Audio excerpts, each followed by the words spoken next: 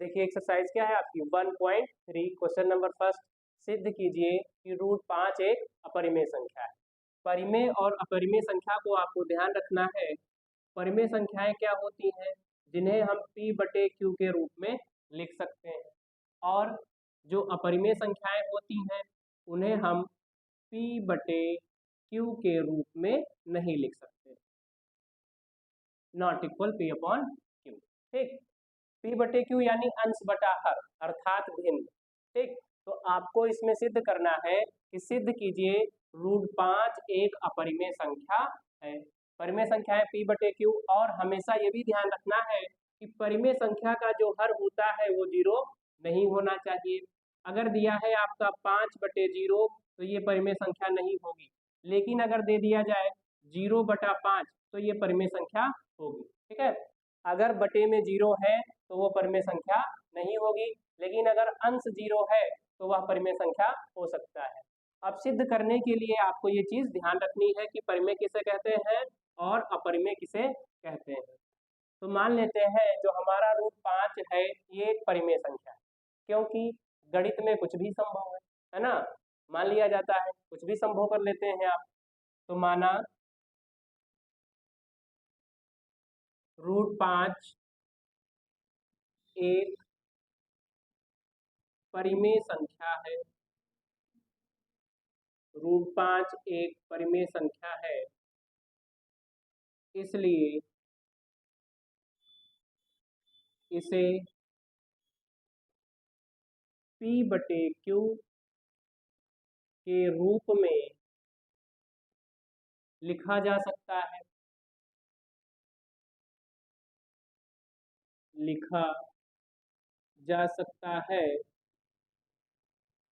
जहां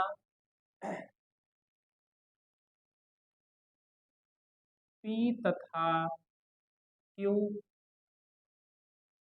सह अभाज्य संख्याएं हैं। रूट 5 एक परिमेय संख्या हम मान लेते हैं, इसलिए इसे हम p बटे q के रूप में लिख सकते हैं, जहां p तथा q सह अभाज्य संख्याएं हैं। अब सह अभाज्य संख्याएं क्या होती हैं ये आपको आना चाहिए, और साथ में q का मान 0 नहीं होना चाहिए। इतना आपको सबसे पहले लिखना है, फिर आगे क्या प्रोसेस करनी है वो देखिए। माना आपने रूट 5 एक परिमेय संख्या है, इसलिए इसे हम p बटे q के रूप में लिख सकते हैं या लिखा जा सकता है, जहां p तथा q सह अभाज्य संख्याएं हैं। सह अभाज्य संख्याएं वे संख्याएं होती हैं जिनका मासा कितना होता है, 1 होता है। जिनका मासा कितना होता है, 1, वो सह अभाज्य संख्याएं होती हैं। ठीक, अब देखिए आपने क्या माना है कि रूट 5 एक परिमेय संख्या है, इसलिए इसको हम क्या लिख सकते हैं, रूट 5 बराबर p बटे q। क्यों?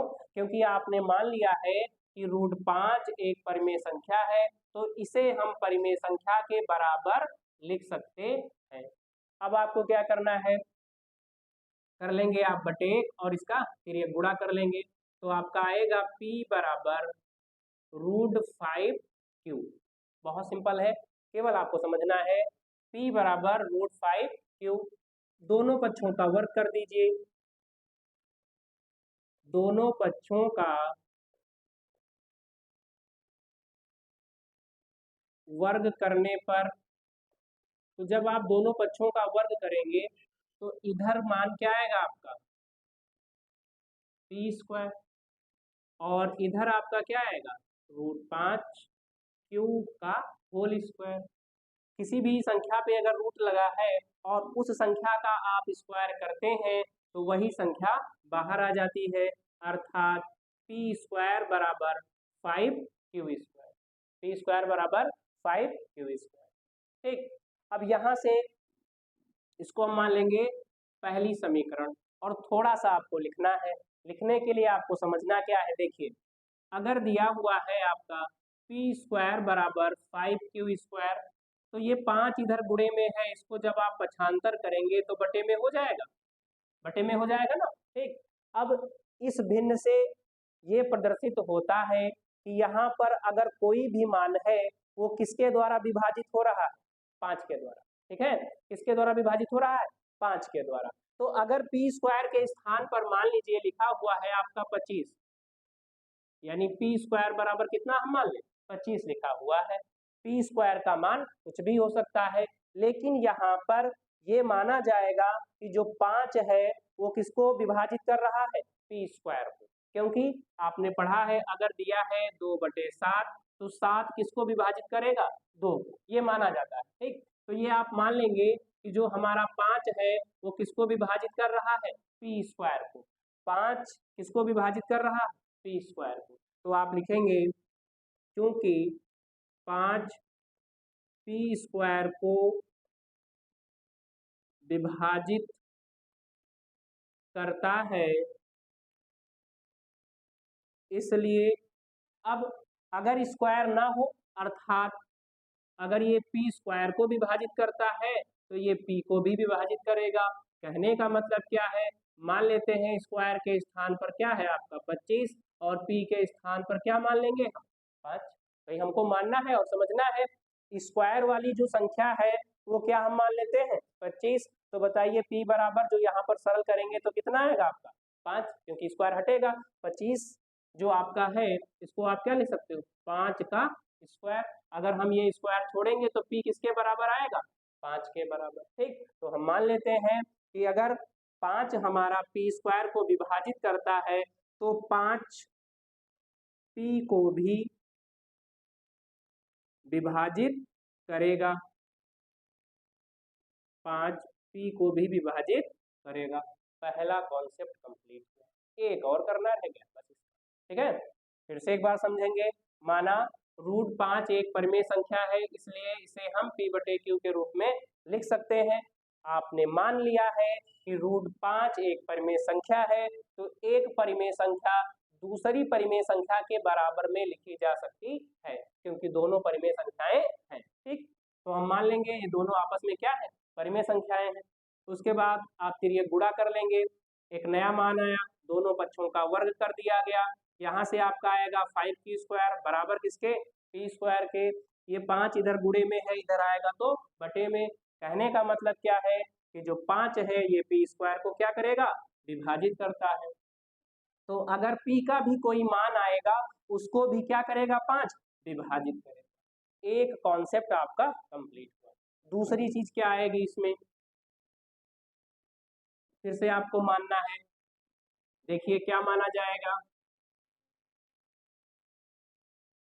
पुनः हम मान लेंगे p बराबर 5 है। पुनः p बराबर 5 है माना गया। ठीक है, देख लीजिए यहाँ पर। पुनः माना p बराबर 5, ये आपने माना। ठीक, फिर से दोनों पक्षों का वर्ग कर देना। फिर से क्या कर देंगे? दोनों पक्षों का वर्ग कर दिया जाएगा।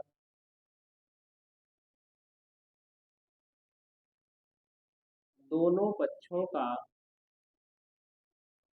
वर्ग करने पर, ठीक, तो इधर आपका क्या बनेगा? p² और इधर 5m का होल स्क्वायर, अर्थात p² बराबर 25m²। p² बराबर आपका कितना? 25m² माना गया है। दोबारा भी आपने माना है, क्या माना है? p बराबर 5 है। ठीक, अब जो p² का मान आया है, कितना आया है? 25m²। इसको आप क्या करेंगे? समीकरण 1 में रख देंगे। ठीक, तो हम लिखते हैं p² का मान समीकरण 1 में रखने पर, p² का मान समीकरण 1 में रखने पर, ठीक, रख दिया जाएगा। कहाँ पर रखेंगे? जहां पर आपका p² है उसके स्थान पर आप कितना रखेंगे? 25m²। ठीक है ना, बात समझ में आ रही? ठीक है, तो आप क्या करेंगे? 25m² बराबर किसके? 5q² के। 5q², 25m² बराबर 5q²। यहाँ तक कोई दिक्कत तो नहीं। ठीक, अब थोड़ा ध्यान से, ये 5 इधर गुणे में इधर आएगा तो बटे में, यानी आप लिख सकते हैं 25m² बटे 5। इसको सरल करेंगे, 5 एकम 5, 5 हम 25, यानी 5m² बराबर Q²। 5m² बराबर Q²। ठीक, अब ये 5 इधर गुणे में है, उधर जाएगा तो बटे में होगा, यानी m² बराबर Q² बटे 5। तो फिर से देखो, जो शर्त यहाँ पर बन रही थी वही तो वहां बन रही कि 5 हमारा Q² को विभाजित करता है तो 5Q को भी विभाजित करेगा। ठीक है, यही आपको लिखना है। फिर से, क्योंकि 5Q² को विभाजित करता है, इसलिए 5Q को भी विभाजित करेगा, विभाजित करेगा। ठीक है, तो अब आपने एक नियम पढ़ा है और अच्छे से जानते भी हैं कि अगर कोई संख्या जैसे मान लेते हैं 2 4 को विभाजित कर रहा है, ठीक, या ये 2 4 को विभाजित कर रहा है, तो ये 2 इस संख्या का क्या हो गया, एक गुणनखंड हो, क्या हो गया, गुणनखंड होगा कि नहीं होगा। ठीक है, अगर कोई एक संख्या किसी दूसरी संख्या को विभाजित करती है या पूरा पूरा काट रही है, तो वह संख्या इस वाली संख्या का क्या हो जाएगा, एक गुणनखंड हो जाएगा। तो यहाँ से निष्कर्ष क्या निकलता है कि अगर 5 p को विभाजित करता है तो 5 किसका गुणनखंड है, p का। अगर 5 q को विभाजित करता है तो 5 किसका गुणनखंड है, q का। तो इस प्रकार से निष्कर्ष ये निकलता है कि जो 5 है p तथा q का अभाज्य गुणनखंड है। ठीक, तो देखिए यही लिखना है आपको। आप लिखेंगे 5 p तथा q का अभाज्य गुणनखंड है, परंतु √5 एक अपरिमेय संख्या है। अब समझो बात क्या हुई, सीधी सी बात है, ये जो हमने माना था कि ये परिमेय संख्या है, ठीक है, लेकिन ये तो हमारे साथ दिख रही है कि 5 p और q को काट रहा है, ठीक है, लेकिन 5 इसको नहीं काट पा रहा है ना, इसका तो गुणनखंड नहीं हो पा रहा है, इसलिए हम क्या लिख देंगे कि जो √5 है वो क्या हो जाएगी, अपरिमेय संख्या। हमारी जो धारणा थी या हमने जो माना था कि √5 एक परिमेय संख्या है, ये धारणा हमारी क्या हुई, गणित के हिसाब से गलत हुई, अतः √5 क्या हो जाएगा, अपरिमेय संख्या। आई बात समझ में, आराम से नोट करिए। देखिए फिर अगला क्वेश्चन क्या है, सिद्ध कीजिए कि 3 + 2√5 एक अपरिमेय संख्या है। ये क्वेश्चन पहले की अपेक्षा बहुत सिंपल है, इसमें भी आपको थ्योरी वही लिखनी है। माना 3 + 2√5 एक परिमेय संख्या है,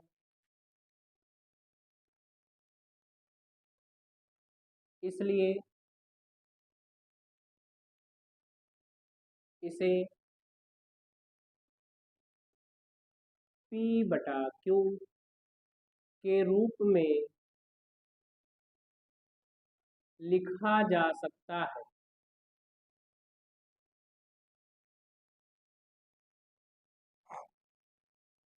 लिखा जा सकता है जहां p तथा q सह अभाज्य संख्याएं, ये थ्योरी लगभग सभी क्वेश्चन में सेम रहेगी।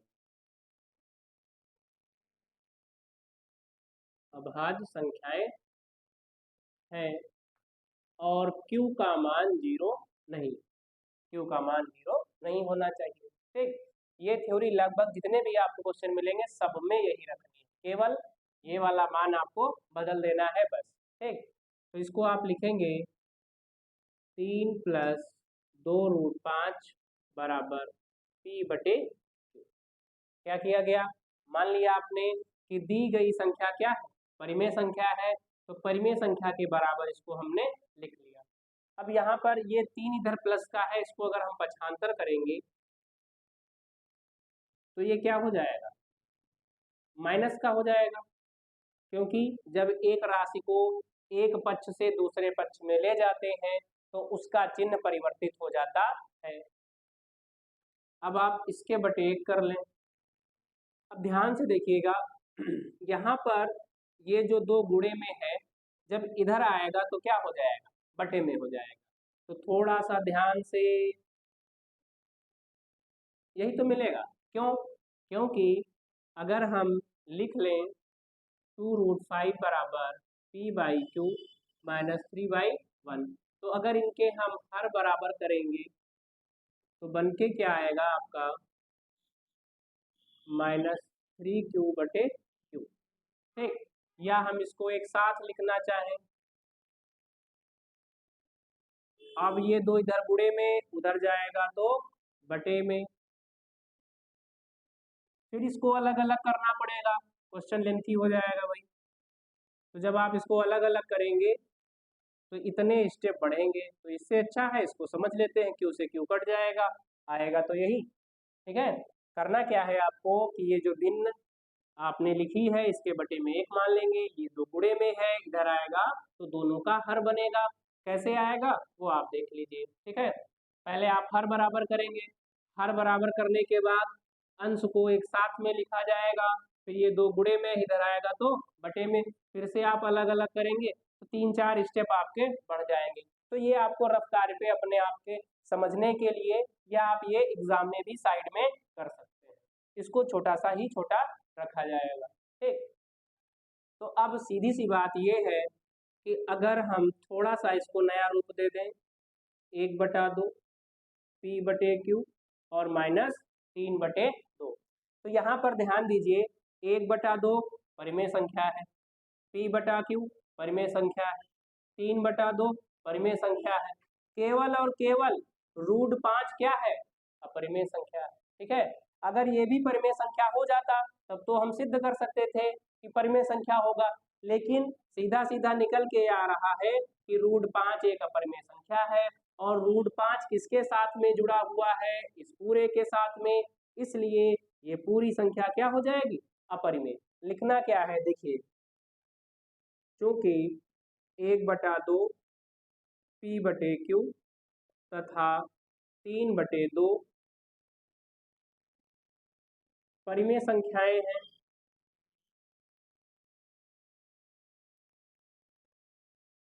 परंतु √5 एक अपरिमेय संख्या है, तो हम लिख सकते हैं अतः 3 + 2√5 एक अपरिमेय संख्या है, यही हमको सिद्ध करना है। ठीक है, नोट कर लीजिए आराम से।